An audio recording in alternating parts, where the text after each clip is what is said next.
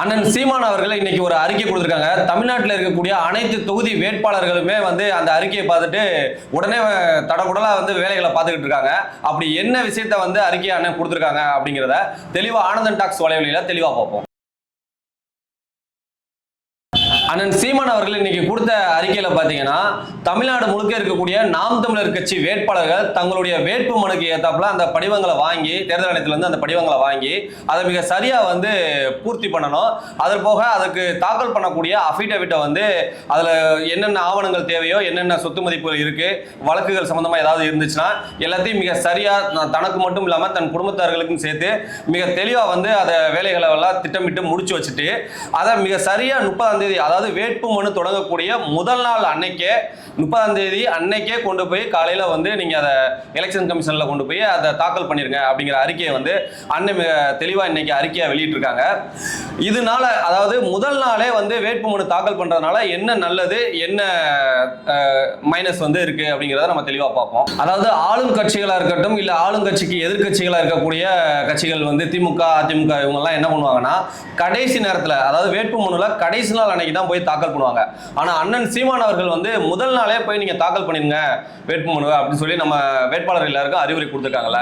இதனால என்ன சாதகம், கடைசி நேரத்தில் பண்றதுனால நமக்கு என்ன பாதகம் வரும் அப்படிங்கிறத பத்தி நம்ம தெளிவா பார்ப்போம். என்ன விஷயம்னா, முதல் நாள் நம்ம வேட்பு மனுவை கொடுக்கறதுனால நம்ம ஒருவேளை நமக்கு தெரியாம ஏதேனும் பிழைகள் இருந்தா அந்த எலெக்ஷன் ஆபீசரே அதுகளை சரி பார்ப்பாங்க. அதில் ஏதேனும் பிழைகள் இருந்தால் முதல்ல நமக்கு அழைப்பு எடுத்து ஃபோன் நம்பர் நம்ம கொடுத்துருப்போம் இல்லையா, அதற்கு ஃபோன் பண்ணி இந்த மாதிரி இந்த இடத்துல நீங்கள் இந்த பிழை விட்டுருக்கீங்க, இதுகளை சரி பண்ணி கொடுங்க அப்படிங்கிற தகவல்களை முன்னாடியே அங்கே இருக்கக்கூடிய அந்த அதிகாரிகள் நமக்கு தகவல் சொல்றதுக்கான ஒரு கால அவகாசம் நம்ம கொடுக்குறோம். ஏன்னா ஒரு வார காலம் அவங்களுக்கு இருக்கு.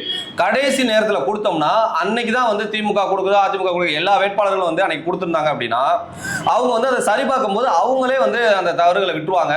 அப்போ கூப்பிட்டு பேசுறதுக்கான டைம் இருக்காது. அது முடிஞ்சிருச்சு அப்படின்னா அதை அதிகாரிகள் சரி பார்த்து மறுநாள் அந்த மனு ஏற்கப்பட்டதா இல்ல நிராகரிக்கப்பட்டதா அப்படிங்கிற அந்த டிஸ்கஷன் போகும்போது நம்மளோட வேட்பு மனு ஒருவேளை பிழைகள் இருந்துச்சுன்னா ரிஜெக்ட் பண்றதுக்கான வாய்ப்பு இருக்கு. இதுல இன்னொரு விஷயம் என்ன அப்படின்னு கேட்டீங்கன்னா, முதல் நாள் நம்ம தாக்கல் பண்ணதுக்கு பிறகு அந்த மனுவை அந்த போர்டில் நோட்டீஸ் போர்டில் வச்சிருவாங்க. அப்ப மாற்று கட்சியினர், அதாவது நமக்கு எதிர்த்து போட்டியிடறதுக்கு தயாரா இருக்கக்கூடிய மாற்று கட்சியினர் எல்லாம் நம்மளுடைய அஃபிடவிட், நம்ம வேட்புமனு தாக்கல் பண்ணதோட ஜெராக்ஸ் காப்பியை நோட்டீஸ் போர்டில் வச்சிருப்பாங்க இல்லையா, அதை பார்த்து நம்மளோட வேட்புமனுல நம்ம என்ன சொத்து மதிப்பு போட்டிருக்கோம், நம்ம என்ன வழக்குகள் நம்ம மேல பதிஞ்சிருக்கோம், நம்ம குடும்பத்தார் மேல என்ன இருக்கு அப்படிங்கிற அந்த அஃபிடவிட் விஷயத்தை தேர்தல் ஆணையம் வெளியிடுவாங்க. அதை நம்ம சரியா நம்ம கரெக்டா பண்ணல அப்படின்னா எதிர்கட்சிகள் நமக்கு ஒருவேளை ஒரு அசையும் சொத்தோ அசையா சொத்தோ ஏதோ ஒன்று இருந்து நம்ம அதை கணக்குல காட்டாம நம்ம விட்டுட்டோம் அப்படின்னா அவங்க எடுத்து அதை ஒரு மைனஸாவும் சொல்றதுக்கான வாய்ப்புகள் இருக்கு. அதனால நீங்க உங்களுக்கு என்ன இருக்கோ வேட்பாளர்கள் நீங்க மேக்சிமம் நாம் தமிழர் கட்சியோட வேட்பாளர்கள் மேல எந்த வழக்கும் இருக்காது, அளவுக்கு அதிகமான சொத்துகள் இருக்காது. என்ன இருக்கோ இருக்கிறத மிக தெளிவா அந்த அஃபிடவிட்ல காட்டி எந்த பிழைகளும் இல்லாம நீங்க தாக்கல் பண்ணிருக்க. அதற்கான ஒரு வாய்ப்பா தான் அண்ணன் சீமான் அவர்கள் முதல் நாளே தாக்கல் பண்ண சொல்லியிருக்காங்க. கடைசி நேரம் வரைக்கும் நமக்கு பரபரப்பே இருக்காது. இப்போ 234 தொகுதியில 233 தொகுதிக்கும் அண்ணன் சீமான் அவர்களை தவிர்த்து மற்ற எல்லா வேட்பாளர்களும் அதே 30ஆம் தேதி பண்ணும்போது அண்ணன் சீமான் அவர்களும் 30ஆம் தேதியே பண்றாங்க. காரைக்குடியில அண்ணன் சீமான் அவர்கள் 30ஆம் தேதியே வேட்புமனு தாக்கல் பண்றாங்க. ஒரு முதல்வர் வேட்பாளர் அண்ணன் சீமான் அவர்கள் தாக்கல் பண்ணும்போது இந்த பகுதியில் இருக்கக்கூடிய சுத்தி இருக்கக்கூடிய நம் தமிழ் தேசிய உறவுகள், நாம் தமிழர் சொந்தங்கள் எல்லாரும் பெருந்திரளா இந்த நிகழ்வுகளை கலந்துக்கிறோம். ஏன்னா இன்னைக்கு மக்கள் மத்தியில கூட்டமா நம்ம பெரும் கூட்டமா இருந்தா மட்டும்தான் மக்கள் திருப்பி பார்க்கறாங்க. இன்னைக்கு கூட பாத்தீங்கன்னா யாரு பின்னாடி மக்கள் பெருங்கூட்டமா இருக்காங்க அப்படிங்கிற விஷயத்தை மட்டுமே போக்கஸ் பண்ணி அவங்க தான் வெளில போறாங்க அப்படிங்கிற ஒரு பிம்பம் மக்கள் மத்தியிலேயே உலாவிக்கிட்டு இருக்கு. அதனால இருக்கக்கூடிய தாய் தமிழ் உறவுகள் எல்லாருமே இந்த காணொலியை பார்க்கக்கூடிய உங்களை எல்லாருக்குமே நான் ஒரு ரிக்வெஸ்டா ஒரு வேண்டுகோளா என்ன வைக்கிறேன் அப்படின்னு கேட்டீங்கன்னா, அண்ணன் சீமான் அவர்கள் காரைக்குடியில வேட்புமனு தாக்கல் பண்ணும்போது நம்ம எல்லாருமே பெருந்திரளா அங்க கலந்துக்கிறோம். ஆனா முக்கியமா தேர்தல் ஆணையம் எவ்வளவு பேருக்கு அதுல கலந்துக்கிறாங்களோ அதற்கேற்றாப்புல செலவு கணக்குகளை நோட் பண்ணுவாங்க. அதனால முடிஞ்ச அளவுக்கு உறவுகள் வரக்கூடியவங்க வாகனங்கள்ல கட்சி கொடி எதையும் பயன்படுத்தாம அங்கே ஒரு பொதுமக்கள் போல கலந்துக்கிறங்க. அங்க இருக்கக்கூடிய நிர்வாகிகள் அதுக்கேற்றாப்புல வரவு செலவு கணக்குகளை தாக்கல் பண்ணிக்கிறாங்க.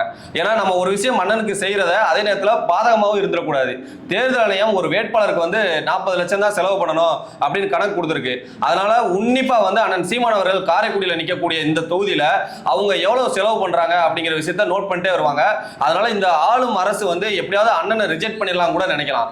அதனால அதற்கான வாய்ப்பாகவும் நம்ம கொடுத்துடக்கூடாது. அதே நேரத்தில் மக்கள் மத்தியில் அண்ணன் சீமான் பின்னாடி இப்படிப்பட்ட கூட்டம் வந்து இருக்கு, இளைஞர்கள் வந்து இருக்காங்க அப்படிங்கிறது நம்ம காட்டணும். அதனால 30ஆம் தேதி எந்த சூழ்நிலையிலும் உங்களுக்கு எந்த வேலைகள் இருந்தாலும் முடிஞ்ச அளவுக்கு காரைக்குடியில் அண்ணன் சீமான் அவர்களுக்கு வந்து வேட்புமனு தாக்கல் பண்ணும்போது பெருந்திரளா வந்து உறவுகள் அனைவரும் கலந்துக்கிறணும்னு கேட்டுக்கிறேன்.